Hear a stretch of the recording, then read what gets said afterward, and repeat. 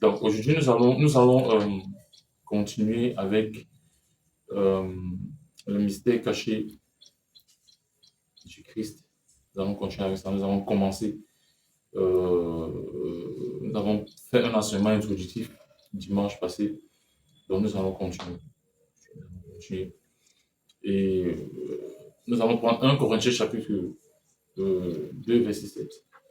Mais nous prêchons la sagesse d'Élohim en mystère, celle qui a été cachée, qu'Élohim, avant les âges, avait prédestinée pour notre gloire. Amen. Vous ne pouvez pas prétendre parler du mystère caché du Christ sans parler de la grâce de Dieu. Tout comme il est impossible de parler de la grâce de Dieu sans évoquer au préalable la nouvelle alliance. Par exemple, Jean chapitre 1, verset 17. Jean chapitre 1, verset 17 dit quelque chose. La loi est venue par le moyen de Moïse. La grâce et la vérité sont venues par le moyen de Jésus-Christ.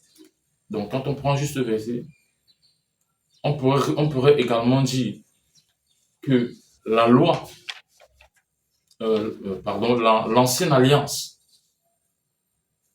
est venue par le moyen de Moïse et la nouvelle alliance est venue par le moyen de Jésus-Christ. C'est très important.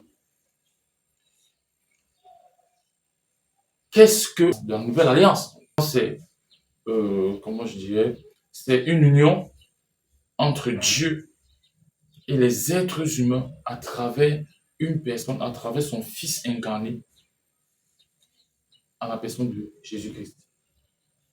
Maintenant, cette alliance-là est le résultat d'une entente entre Dieu, le Père céleste, ok, d'une part, et les êtres humains à travers leur représentant qu'on appelle Jésus-Christ. Évidemment, vous allez comprendre que les êtres humains n'étaient pas là. Tout s'est passé entre le Père et le Fils.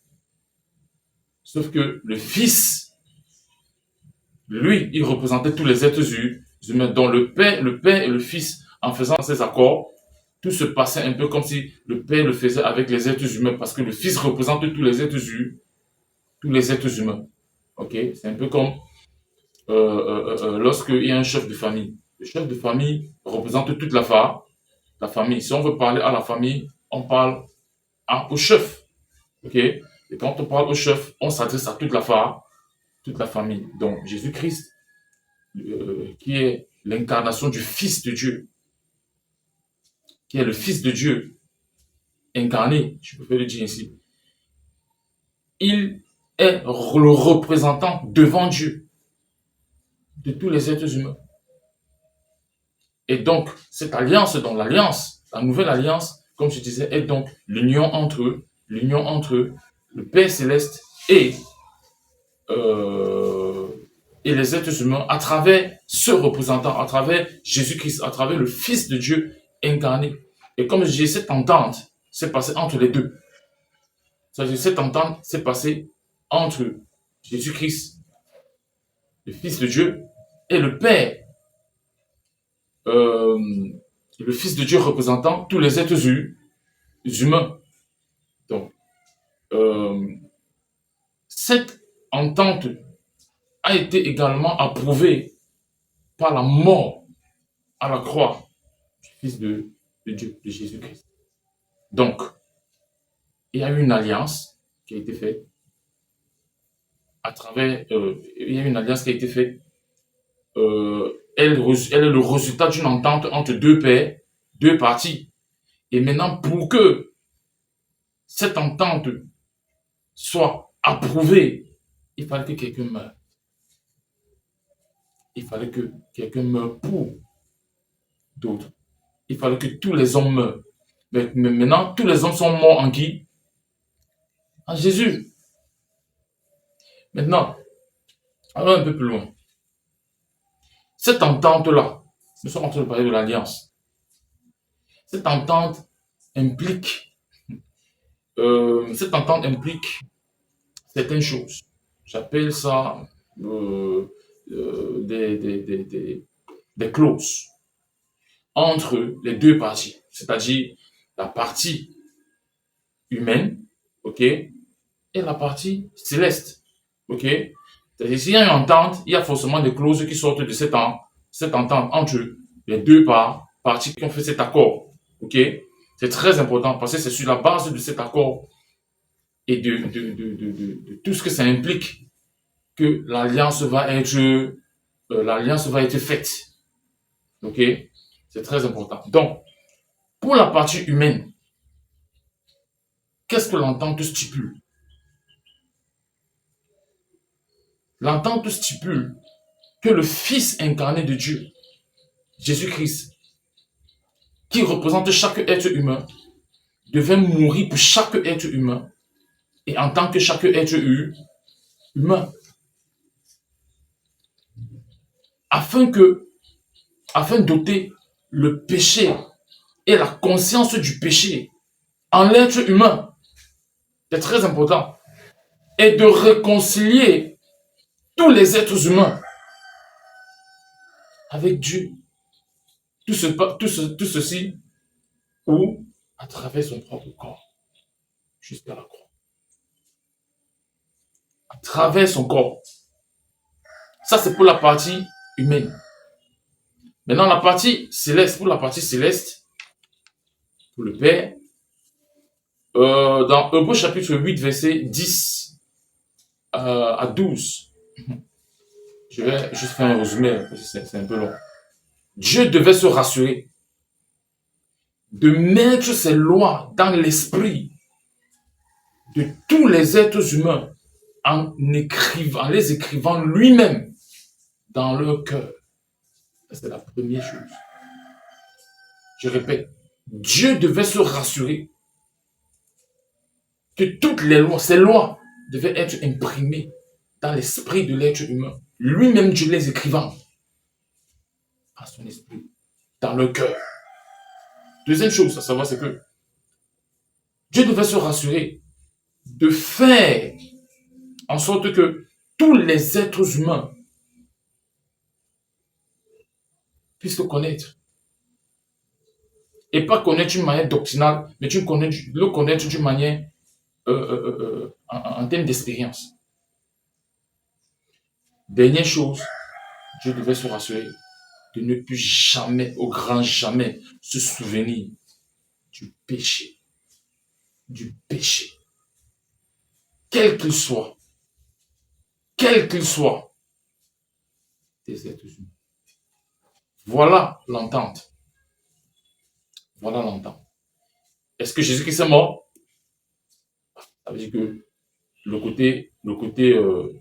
la partie humaine a été remplie.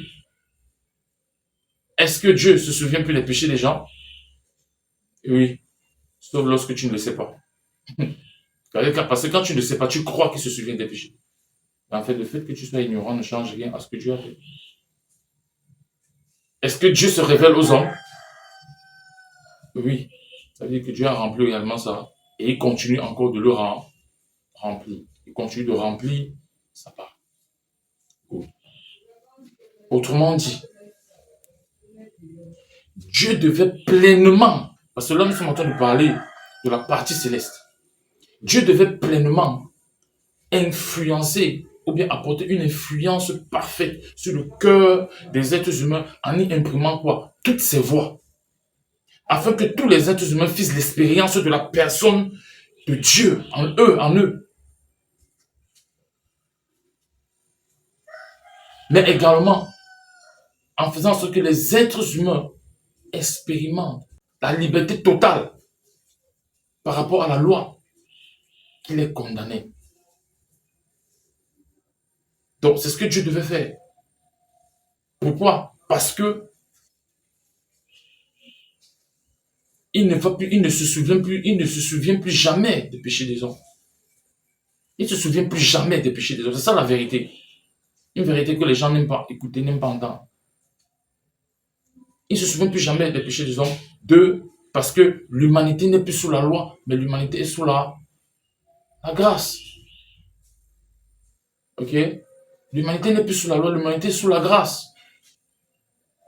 Donc, Dieu, la partie divine, devait simplement se rassurer, de faire en sorte que l'être humain puisse faire l'expérience divine.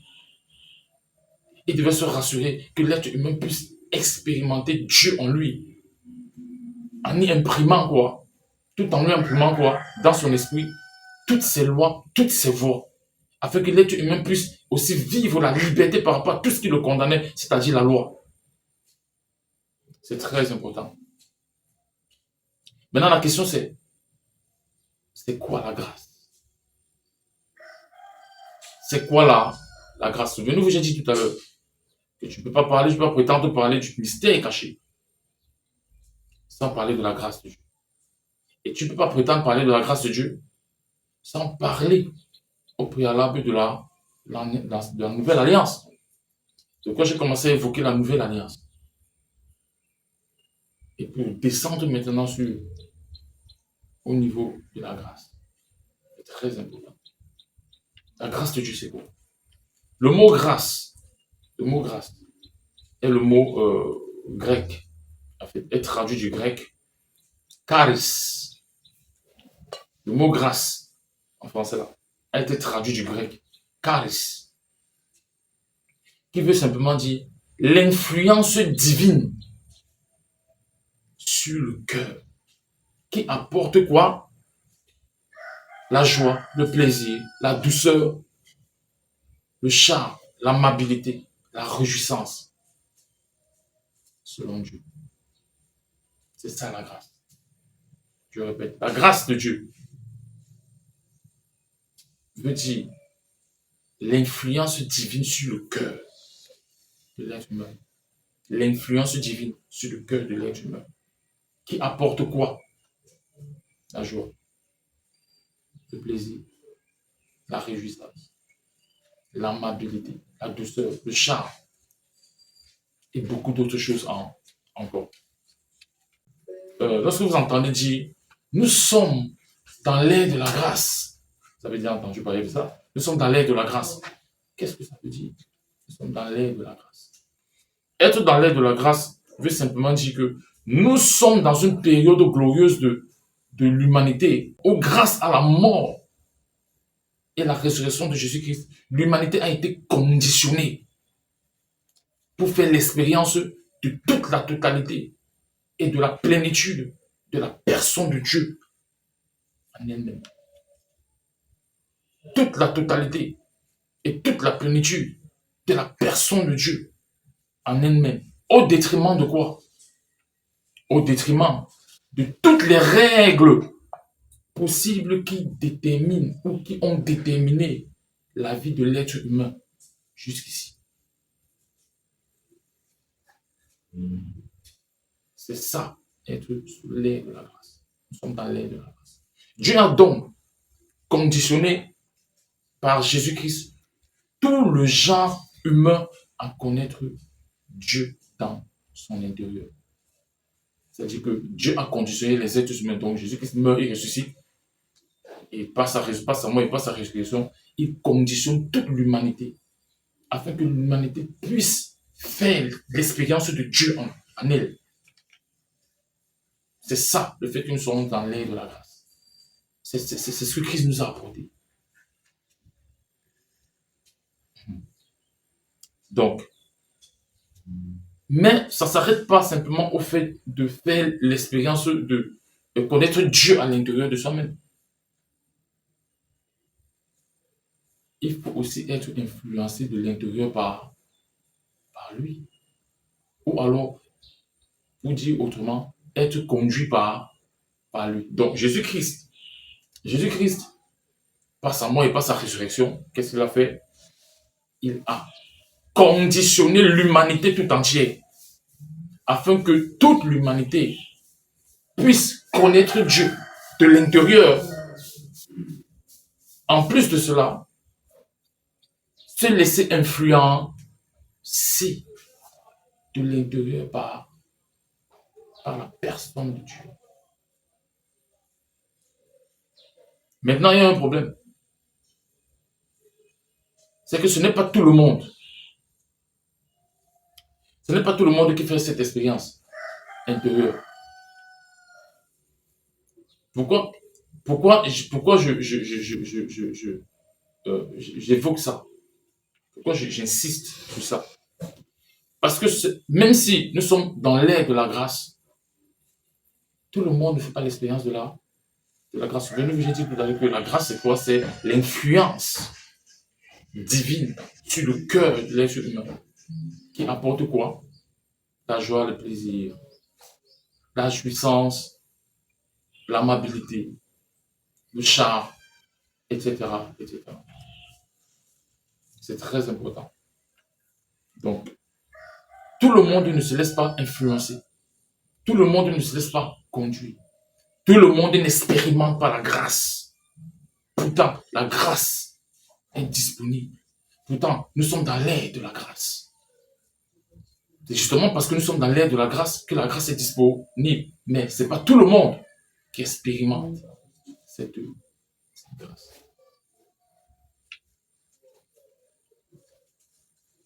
Maintenant, nous allons parler de... Je vais parler avec vous de... Je vais parler de ce que la grâce n'est pas. Ce que la grâce n'est pas. Parce que quand tu comprends cela, il y a beaucoup de choses qui te quittent dans l'esprit, qui s'éloignent de ton esprit, de ta compréhension. La grâce de Dieu, ce n'est pas le fait que Jésus-Christ soit mort et ressuscité pour les êtres humains. Parce que je sais que c'est ce qu'on dit. Que Jésus-Christ est mort et ressuscité pour les êtres humains. Donc, nous avons obtenu la grâce de Dieu. Parce que le concept que les êtres humains ont de la grâce, la notion de grâce vue par les êtres humains, elle est sous la base, elle est comment dire, expliquée de la façon suivante. Un suzerain,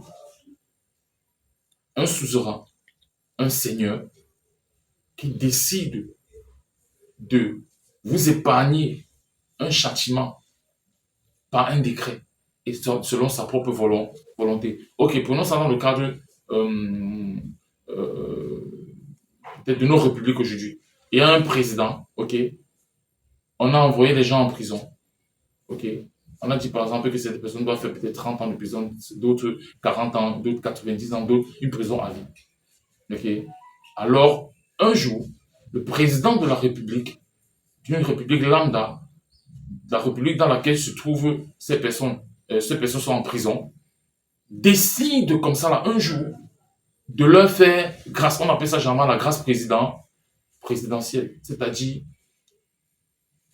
il lance un décret qui va empêcher que ces êtres humains, ces personnes qui devaient faire de longues années en prison puissent voir leur peine se réduire. C'est ça la grâce présidentielle. Et vous allez voir que cette façon de voir la grâce, cette façon d'expliquer la grâce du point de vue des êtres humains est justement la façon dont les gens ont essayé d'expliquer la grâce de Dieu.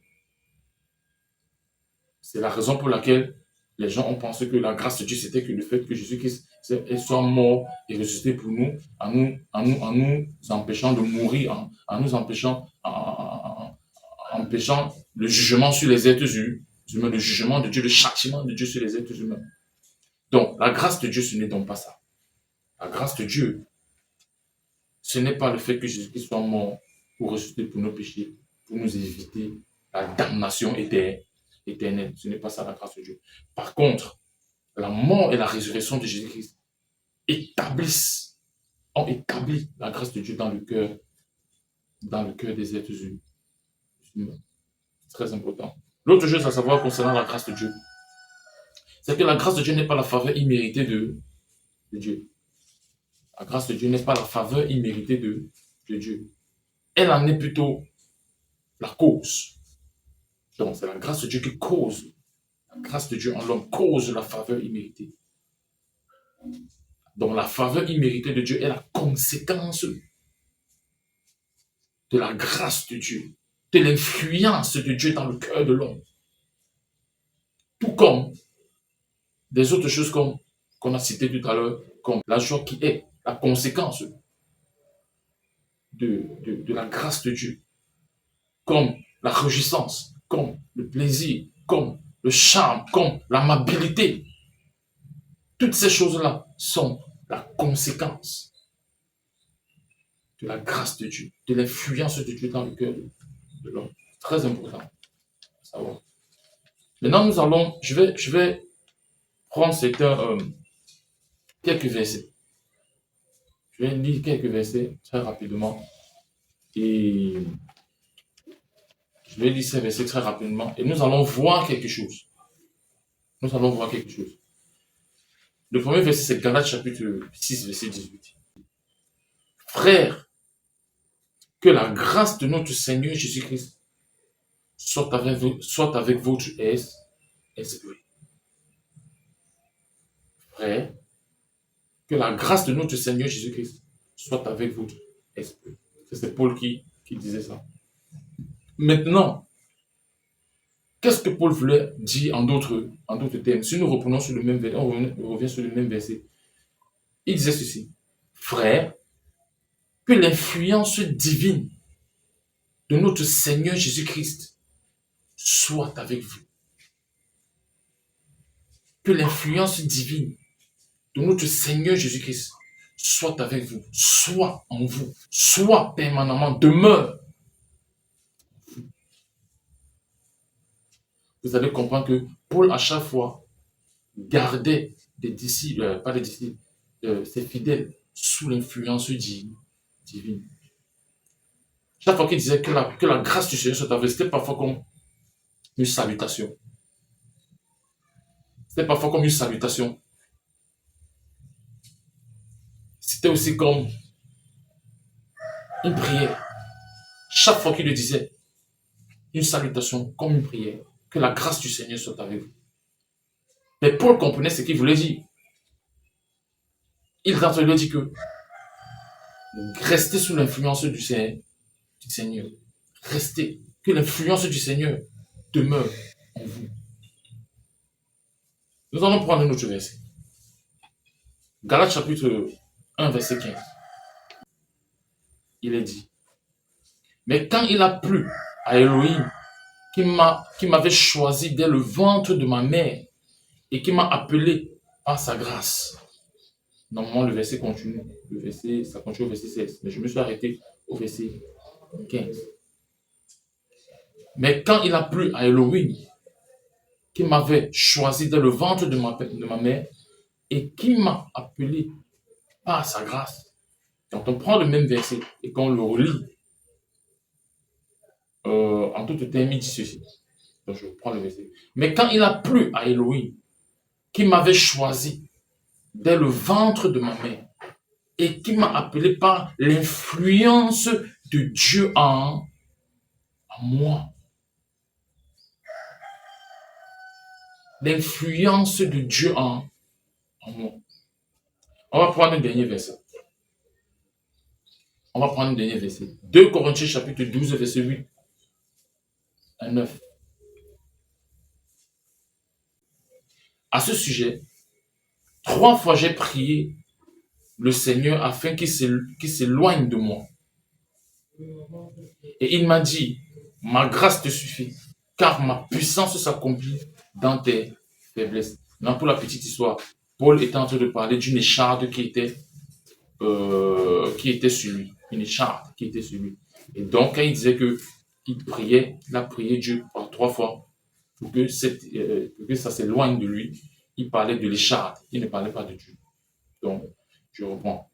À ce sujet, 3 fois, j'ai prié le Seigneur afin qu'il s'éloigne de moi, afin que l'écharde s'éloigne de moi. Et il m'a dit, ma grâce te suffit, car ma puissance s'accomplit dans tes faiblesses. Voici ce qu'il disait en d'autres termes. À ce sujet, 3 fois, j'ai prié le Seigneur afin qu'il s'éloigne de moi, afin que l'écharde s'éloigne de moi. Il m'a dit, mon influence sur toi, sur ton cœur, Mon influence en toi te suffit, car ma puissance s'accomplit dans tes faiblesses. That's grace. C'est la grâce. Pour conclure, on va dire que la grâce de Dieu est une réalité est la réalité par excellence. La grâce de Dieu est la réalité par excellence de quoi? Du mystère caché du Christ. L'évangile, lorsqu'il est bien articulé, il révèle justement la grâce de Dieu. Maintenant, si la grâce de Dieu, c'est l'influence de la divinité sur le cœur, ou tout simplement l'influence de Dieu en l'être humain, l'apôtre Paul l'a traduit à sa façon, en ses propres mots. Galates chapitre 5, verset 20. J'ai été crucifié avec Christ. Et si je vis, ce n'est plus moi qui vis, mais c'est Christ qui vit en moi. Si je vis maintenant dans la chair, je vis dans la foi du Fils d'Élohim qui m'a aimé et qui s'est livré lui-même pour moi. Une autre façon pour Paul, l'apôtre, d'exprimer ou de traduire la grâce. Colossiens chapitre 1, verset 26 et 27. Le mystère caché depuis les âges et depuis des générations, mais qui est maintenant manifesté à ses saints, à savoir Christ en vous, l'espérance de la gloire. Donc, je prie que vous compreniez que le mystère caché a révélé la grâce de Dieu, l'influence même de Dieu dans l'esprit et le cœur de l'être humain est un mystère qui n'a pas été révélé ni d'Adam ni d'Ève. Une façon de dire de tous les âges. Mais Dieu a daigné montrer cela à ses saints apôtres et prophètes, en particulier à Paul qui était le gestionnaire par excellence de la grâce et qui nous a été communiqué aujourd'hui de sorte que nous pouvons aujourd'hui en parler. Je prie que vous ayez une conception, pas nouvelle, mais plus profonde de ce que c'est que la grâce de Dieu. Ma prière va vers vous et dirigée vers vous, vous qui nous regardez, et tous ceux qui sont ici avec moi. Que la grâce de Dieu continue de rester avec vous. Soyez 24 sur 24 sous l'influence du Seigneur en vous. Que la grâce de Dieu demeure permanemment en vous. Vous êtes bénis.